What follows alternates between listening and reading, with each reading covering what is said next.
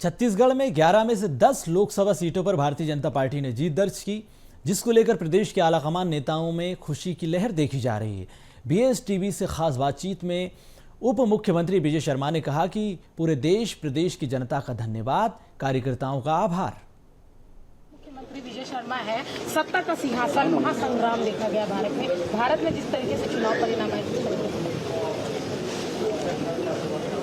माननीय नरेंद्र मोदी जी को पुनः देश का प्रधानमंत्री बनाना चाहा है।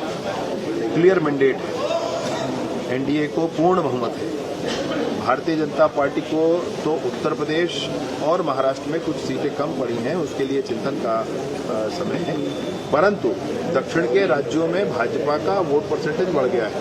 केरल में भाजपा का खाता खुल गया है। ऐसे बहुत सारे नए आयाम भाजपा के लिए काम के लिए मिले हैं।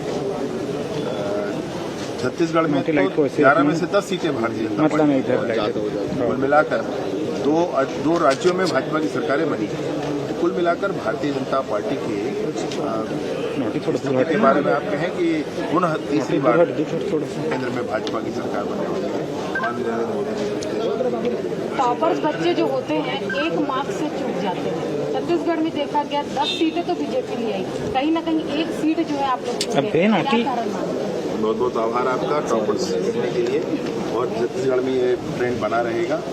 अब जो भी कारण होगा उसका तो आप पहले समीक्षा करना होगा, सब स्पष्टता से बात करते हैं। देश में तीसरी बार क्या लगता है कौन सी ऐसी योजनाएं रही कि 10 सीटें बीजेपी को, पहले विधानसभा में 54 सीटें, फिर लोकसभा में प्रेम बोलो तो आईडी दिख रहा है पूरा। विधानसभा में 54 सीटें तो पूर्ववर्ती सरकार की गलतियों के कारण जनता ने नकारा है उस सरकार को, और भाजपा को काम करने का अवसर दिया है। जैसे ही भाजपा को काम करने का अवसर मिला, माननीय विष्णुदेव जी की सरकार ने 3 महीने में ही प्रतिमान बनाए हैं कामों और इसलिए जनता का अवसर। ईवीएम पर हल्ला नहीं होगा। जो वोट बढ़े हैं इनके विपक्षियों के, उनको पूछना है ना इस बार, इसमें ईवीएम के बारे में बोलिए। आप लोगों से आग्रह है मेरा, बिल्कुल पूछिएगा एक बार।